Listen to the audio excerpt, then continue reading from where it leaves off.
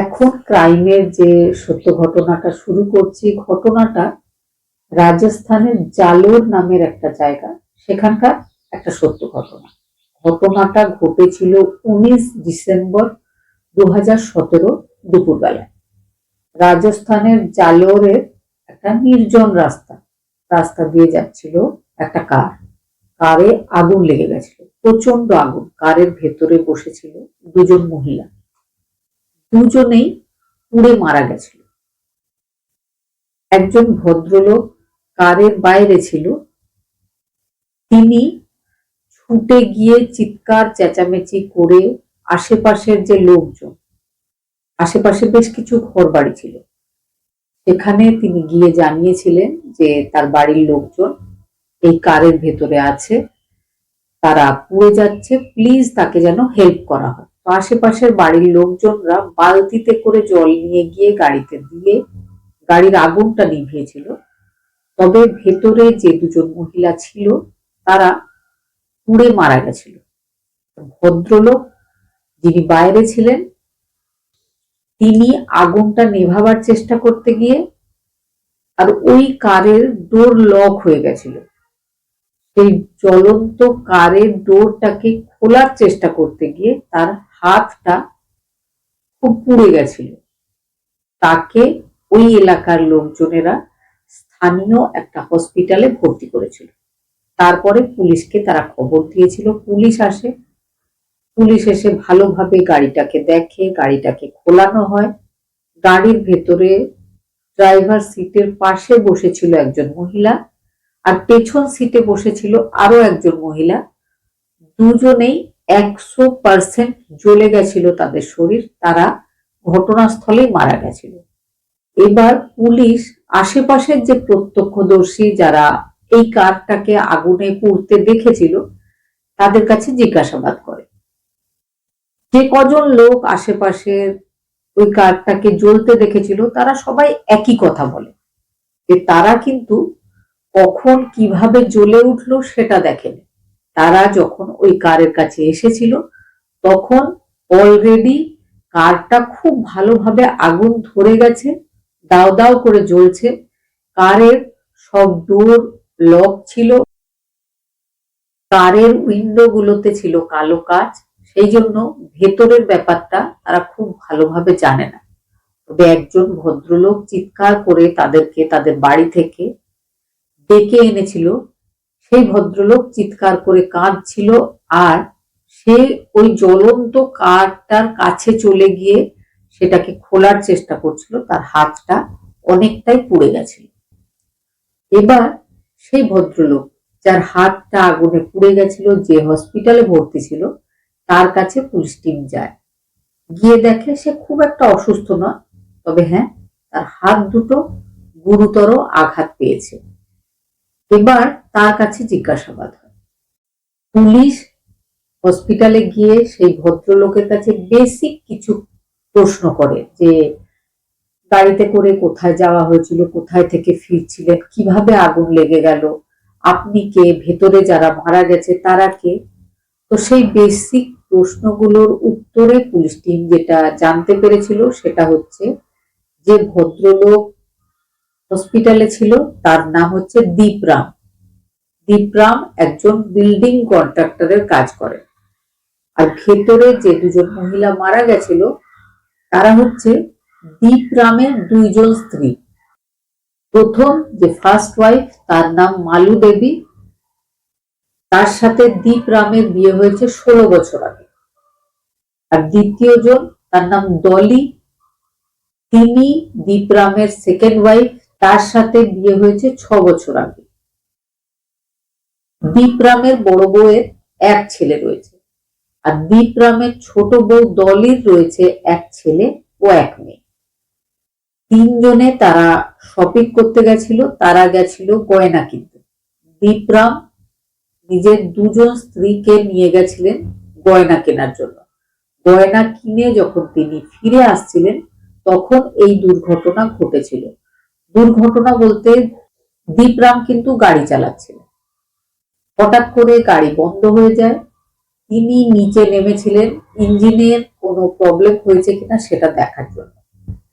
তখন সেই ডোর গুলো অটো লক বন্ধ হয়ে যায়, আর তিনি দেখেছিলেন কারের ভেতরে কোনোভাবে আগুন লেগে গেছে।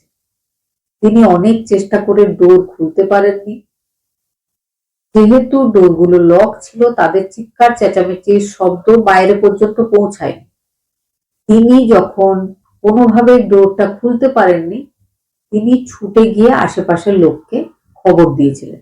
এই ব্যাপারটা দীপরাম পুলিশ টিমকে জানিয়েছিল। পরবর্তীতে ইঞ্জিনিয়ার যারা কারের ব্যাপারে অনেক কিছু জানে, তাদের কাছে জিজ্ঞাসাবাদ হয়েছিল। তারা বলেছিল দীপরাম যেটা বলছে সেটা মিথ্যে নয়, এটা হতেই পারে। অনেক সময় কারের ডিস্টারবেন্সে অটো লক হয়ে যেতে পারে, আর সেই লকটা বাইরে থেকে খোলা খুব অসম্ভব একটা ব্যাপার হয়ে যায়।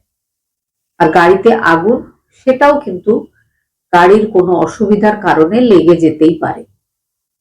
এবার দীপরামের যে দুটো শ্বশুর বাড়ি রয়েছে, তাদের কাছে জিজ্ঞাসাবাদ হয়। সেখানে গিয়েও তিনি বুঝতে পেরেছিলেন যে দীপরাম দুই স্ত্রীর খেয়াল রাখত, দুজনকে তাদের প্রয়োজনের জিনিস দিত, দুজনকেই সময় দিত। দীপরামের সাথে তার কোনো স্ত্রীর কোনো ঝামেলা ছিল না। দীপরামের সাথে দীপরামের মা বাবাও থাকতো, তাদের কাছেও জিজ্ঞাসাবাদ হয়। তারাও বলে যে দীপরাম নিজের দুজন স্ত্রীকে সঙ্গে করে নিয়ে গয়না কিনতে গেছিল। এই পর্যন্ত পুলিশ টিম কিন্তু দীপরামের উপর সন্দেহ করার কোনো কারণ খুঁজে পাচ্ছিল না। কিন্তু ওই পুলিশ টিমের মধ্যে একজন পুলিশ সন্দেহ করছিল।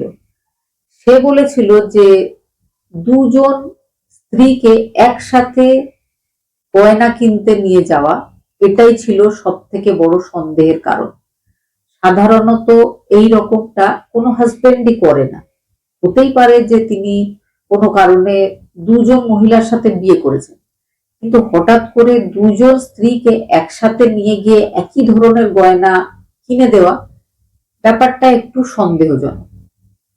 সেখানে আরো একটা ব্যাপার সেই পুলিশ টিমের মধ্যে একজনের সন্দেহ হয়েছিল, সেটা হচ্ছে যে দীপরাম নিজের দুই স্ত্রীকে গয়না কিনতে নিয়ে গেছেন, এটা কিন্তু একটা অত্যন্ত পার্সোনাল ব্যাপার। তিনি এই ব্যাপারটা সবাইকে বলেছিলেন কেন? তার শ্বশুর বাড়িতেও সবাই জানে যে তিনি গয়না কিনতে গেছেন। এদিকে তার বাবা মা বাচ্চারা সবাই জানে যে তিনি নিজের বউদেরকে নিয়ে গয়না কিনতে গেছেন। এটাও কিন্তু সন্দেহ করার দ্বিতীয় কারণ। সন্দেহের তৃতীয় কারণ, ওই ঘটনার কোনো প্রত্যক্ষদর্শী ছিল না। সবাই ওই ঘটনাটা দেখেছিল অর্ধেক ঘটে যাওয়ার পরে। এলাকাটাতে কোনো সিসিটিভি ছিল না, অথচ ওই এলাকার কিছুটা আগে বা কিছুটা পরে সব জায়গাতেই কিন্তু সিসিটিভি ছিল। ব্যাপারগুলো পুলিশ টিমের সন্দেহটা বাড়িয়ে দিয়েছিল। এবার ওই কারটা যেটা আগুনে পুড়ে গেছিল, সেটা ফরেন্সিক টেস্ট হয়।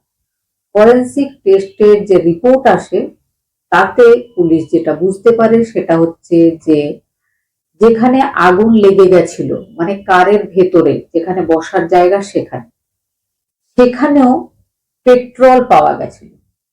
সেখানে পেট্রোল পাওয়ার কিন্তু কথা নয়। এই ব্যাপারটার জন্য পুলিশের আবারও সন্দেহ হয়েছিল যে এই ঘটনাটার পেছনে নিশ্চয় কারো না কারো হাত থাকবে। দীপরামের কিছু আত্মীয় স্বজন, প্রতিবেশীর কাছে জিজ্ঞাসাবাদের পর দীপরামের ব্যাপারে যেটা পুলিশ টিম জানতে পারে, সেটা হচ্ছে দীপরাম প্রথম জীবনে প্রায় 20 বছর মতো আগে সে একজন মিস্ত্রির কাজ করত। হেড মিস্ত্রির আন্ডারে সে কাজ করত। টাকা পয়সা ছিল না বললেই চলে, সে খুব গরিব ছিল। এই রকম গরিব অবস্থায় মালু দেবী নামের একজন মহিলার সাথে তার অ্যারেঞ্জ ম্যারেজ হয়। মালু দেবীকে বিয়ে করার পরে তার উন্নতি হতে শুরু করে। 2017 সালে সে একজন বিল্ডিং কন্ট্রাক্টর হয়েছিল। সে কন্ট্রাক্ট নিয়ে বিভিন্ন বিল্ডিং, ফ্ল্যাটের জন্য বিল্ডিং ইত্যাদি রেডি করত। তার আন্ডারে প্রায় 250 মতো মিস্ত্রি ছিল, যাদেরকে তিনি বিভিন্ন কাজে পাঠাতেন। তিনি বড় বাড়ি করেছিলেন, তিনি গাড়ি কিনেছিলেন। তার প্রথম স্ত্রীকে তিনি খুব লাকি বলে মনে করতেন, কারণ তার কিচ্ছু ছিল না। তিনি একজন দিন আনা দিন খাওয়া মজদুর ছিলেন। তারপরে তার বিয়ে হয়েছিল, বিয়ের পরে তিনি ধীরে ধীরে এতখানি উন্নতি করেছিলেন। বিয়ের 10 বছর কেটেছিল বেশ সুখে। তারপরে তিনি মনে মনে ঠিক করেছিলেন যে রাজস্থানে তার যে এলাকায় বাড়ি সেখানে অনেকেই দুটো বিয়ে করে, তো তিনিও এবার আরো একটা বিয়ে করবেন। তবে হ্যাঁ, তিনি নিজের বড় বউকে কোনো অসুবিধায় ফেলবেন না। তারপরে দীপরাম নিজের জন্য একটা পাত্রী খুঁজছিল। খুঁজতে খুঁজতে সে ডলি নামের একটা পাত্রীর সন্ধান পায়। তবে পাত্রীর আগেও দুবার বিয়ে হয়েছিল, কোনো কারণে তার বিয়েগুলো চলেনি, তার ডিভোর্স হয়ে গেছিল। ডিভোর্সের পরে সে নিজের বাপের বাড়িতেই থাকছিল। সেই পাত্রীর সঙ্গে যখন যোগাযোগ হয়, পাত্রী দেখতে ভীষণ সুন্দরী। দীপরামের এক দেখাতেই ডলিকে খুব পছন্দ হয়ে যায়। তিনি ডলির বাবার সাথে কথা বলেছিলেন বিয়ের ব্যাপারে। তিনি কিন্তু একটা মিথ্যা কথা বলেছিলেন। তার প্রথম স্ত্রী মারা গেছে, প্রথম স্ত্রীর এক ছেলে আছে, তার পালন পোষণ করার জন্য, ঘর সংসার দেখার জন্য একটা বিয়ের দরকার। ডলির বাবা রাজি হয়েছিল। বিনিময়ে ডলির বাবাকে 5 লাখ টাকা দিতে হয়েছিল দীপরাম। 5 লাখ টাকা দেওয়ার পরে ডলির সাথে দীপরামের বিয়ে হয়ে যায়। ডলিকে নিয়ে দীপরাম নিজের বাড়িতে আসে, যেখানে দীপরামের মা, বাবা, স্ত্রী আর ছেলে সবাই দেখতে পায় যে দীপরাম একটা বিয়ে করে নিয়ে এসেছে। আগেই বলেছি ওই এলাকাতে অনেকেই দ্বিতীয় বিয়ে করে, সেজন্য কেউ কিচ্ছু বলেনি। কিন্তু দীপরাম যার সাথে বিয়ে করে এনেছিল সে ভীষণ ঝামেলা, রাগারাগি ইত্যাদি করতে শুরু করে। সে নিজেও জানতো যে সে ভীষণ সুন্দরী, সে চাইলেই বিয়ে করতে পারবে। সে টাকা পয়সা দেখে বিয়ে করেছিল, কিন্তু সে কখনোই জানতো না যে তার এক সতীনও রয়েছে তার শ্বশুর বাড়িতে। রোজ ঝগড়া হতে শুরু করে। ডলি বারবার নিজের হাজবেন্ডকে বলে যে মিথ্যা কথা বলে কেন বিয়ে করেছো, আমি তোমার মতো লোকের সাথে তো বিয়ে করতাম না। এইভাবে বেশ কিছুদিন কাটে। এদিকে ডলি মাঝে মাঝেই নিজের শ্বশুর শাশুড়ি, নিজের হাজবেন্ডের বড় যে বউ রয়েছে সবার সাথে ঝগড়া বিবাদ শুরু করে। এমনকি সে একবার পঞ্চায়েতেও যায়, নালিশ জানায় যে তার হাজবেন্ড তাকে সত্যি লুকিয়ে বিয়ে করেছে, সে কিন্তু বিয়ে করতো না। আর এই ধরনের একবার বিয়ে হওয়া লোকের সাথে সে কখনোই বিয়ে করতো না। পঞ্চায়েত এই ব্যাপারটার সলিউশন হিসাবে বলে দিয়েছিল যে দীপরাম যেন অন্য একটা বাড়ির ব্যবস্থা করে সেখানে তার দ্বিতীয় স্ত্রীকে রাখে, যাতে তার স্ত্রীর কোনো অসুবিধা না হয়। দ্বিতীয়ত, দ্বিতীয় স্ত্রীকে ক্ষতিপূরণ হিসাবে 10 লাখ টাকার একটা ফিক্সড ডিপোজিট করে দিতে হবে। দীপরাম কিন্তু সবটাই করেছিল। দীপরাম আরো একটা বাড়ির ব্যবস্থা করেছিল, সেখানে নিজের দ্বিতীয় স্ত্রী ডলিকে নিয়ে গিয়ে রেখেছিল। 10 লাখ টাকার একটা এফডি করে দিয়েছিল নিজের দ্বিতীয় স্ত্রীকে। এইভাবেই চলছিল। 6 বছর কাটে তার দ্বিতীয় বিয়ের, আর প্রথম বিয়ের কাটে 16 বছর। দ্বিতীয় স্ত্রীরও এক ছেলে এক মেয়ে হয়।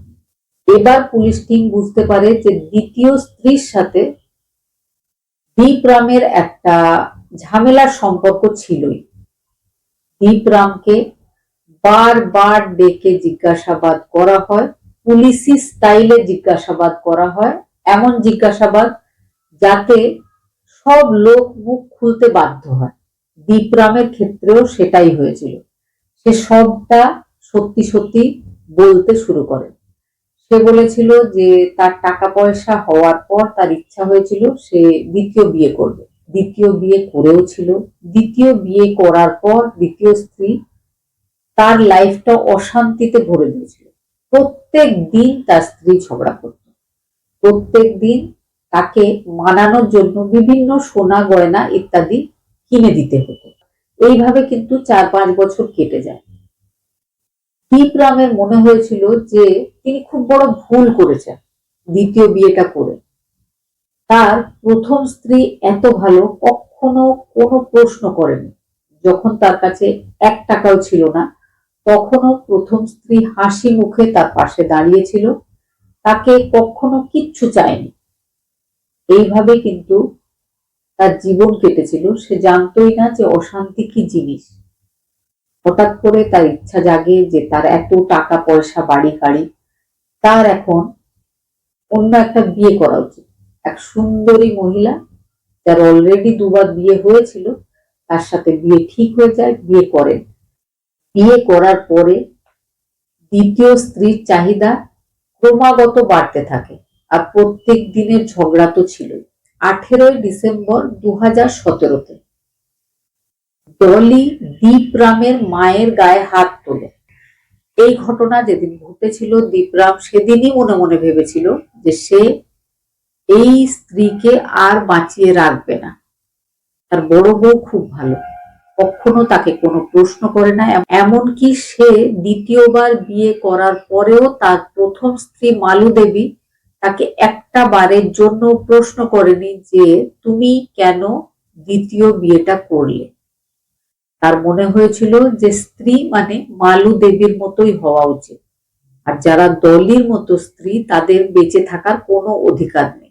18 ডিসেম্বর 2017 রাত্রিবেলায় নিজের স্ত্রীকে গল্প করেছিল যে অনেকদিন তোমাকে কোনো গয়না কিনে দেওয়া হয়নি, তোমাকে গয়না কেনার জন্য নিয়ে যাব।